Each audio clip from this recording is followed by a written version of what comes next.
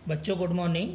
आज हम आपको कक्षा 10 विज्ञान के अध्याय 3 धातु एवं अधातु का अध्ययन करेंगे।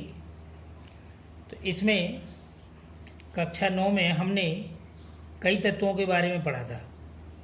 तत्वों के अध्ययन को सरल बनाने के लिए तत्वों का गुणधर्मों के आधार पर वर्गीकरण कर विस्तार से अध्ययन करेंगे। तो सबसे पहले तत्व की परिभाषा देखिए।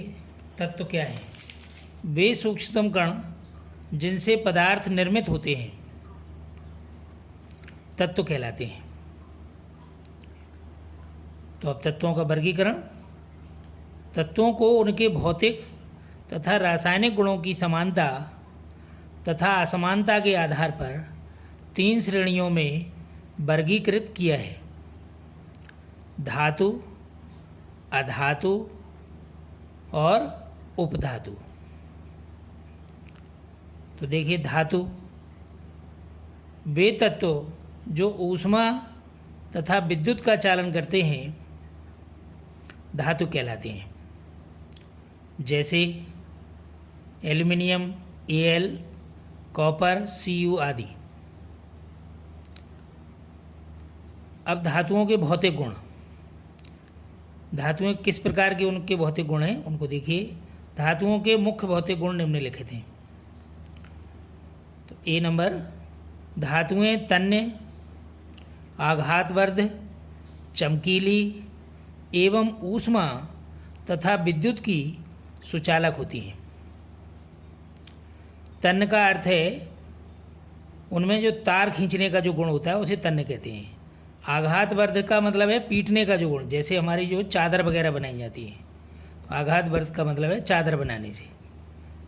तो नंबर बी, धातुएं विद्युत धनात्मक तत्व होते हैं क्योंकि यह अधातुओं को इलेक्ट्रॉन देकर स्वयं धनायन में परिवर्तित हो जाते हैं। अधातु। अधातु वे तत्व हैं जो ऊष्मा तथा विद्युत का चालन नहीं करते हैं, अधातु कहलाते हैं, जैसे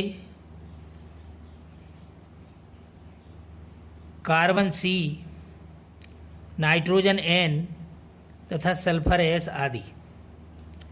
अधातुओं के भौतिक गुण। अधातुओं के मुख्य भौतिक गुण निम्नलिखित हैं। अधातुएं भंगुर, ऊष्मा एवं विद्युत की कुचालक होती हैं। यहाँ भंगुर शब्द से मतलब है टूटना फूटना। साधारणतः ये जो है, जैसे कार्बन है, कार्बन को आप जरा सा भी अगर उसमें चोट लगाएंगे तो तुरंत टूट जाता है। धातुओं की तरह नहीं होता है, ये भंगुर होता है। नंबर बी, अधातुएं इलेक्ट्रॉन ग्रहण करके ऋणायन बनाते हैं। वर्गीकरण में कुछ अपवाद भी हैं, तो उन अपवादों को यहाँ स्पष्ट कर दिया गया क्योंकि बाद में बच्चे विचलित होते हैं। तो देखिए क्या क्या अपवाद हैं। मरकरी, पारा, Hg को छोड़कर सारी धातुएं कमरे के ताप पर ठोस अवस्था में पाई जाती हैं, जबकि मरकरी द्रव रूप में पाई जाती है। धातुओं का गलनांक अधिक होता है, लेकिन गैलियम और सीजियम का गलनांक बहुत कम है, जो हथेली पर रखने से पिघलने लगती हैं। नंबर सेकंड, आयोडीन अधातु होते हुए भी चमकीला होता है, जबकि जो अभी हमने भौतिक गुण बताए थे उसमें धातुएं चमकीली हैं लेकिन अधातुएं चमकीली नहीं हैं।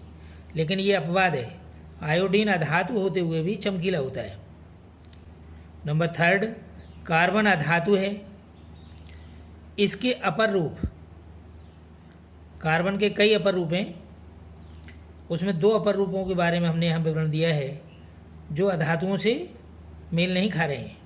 इसके अपर रूप हीरा तथा ग्रेफाइट है। हीरा सबसे कठोर प्राकृतिक पदार्थ है, जबकि इसमें जो अभी हमने धातुओं के जो गुण हैं उसमें लिखा है भंगुर, जबकि इसी का ये जो कार्बन का अपर रूप हीरा है ये सबसे प्राकृतिक जो है कठोर पदार्थ होता है।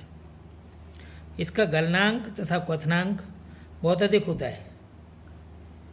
और ग्रेफाइट विद्युत का सुचालक होता है, जबकि अधातुएं सामान्यतया विद्युत की कुचालक होती हैं।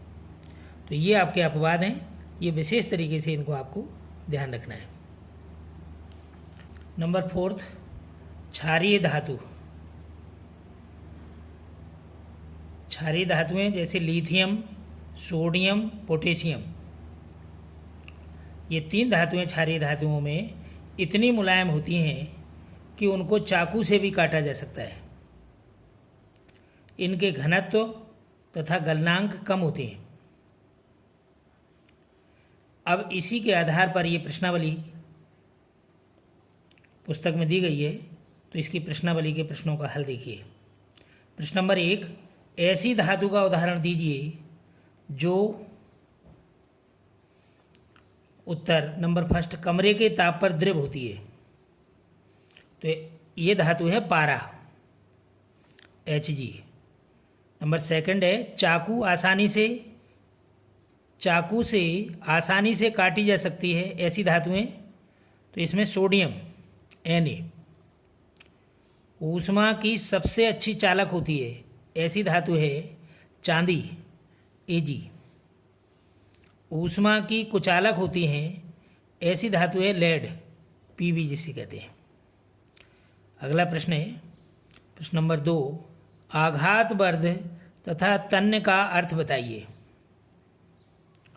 उत्तर, आघातवर्ध धातुओं को पीटकर पतली चादर के रूप में परिवर्तित किया जा सकता है। धातु के इस गुण को आघातवर्धनीयता कहते हैं। तन्य धातुओं को खींचकर पतले, महीन, बारीक तारों में परिवर्तित किया जा सकता है। धातुओं के इस विशिष्ट गुण को तन्यता कहते हैं। तो इसमें कोई आपको समस्या हो तो समाधान हेतु आप कमेंट बॉक्स में लिखिए, आपको समाधान मिलेगा।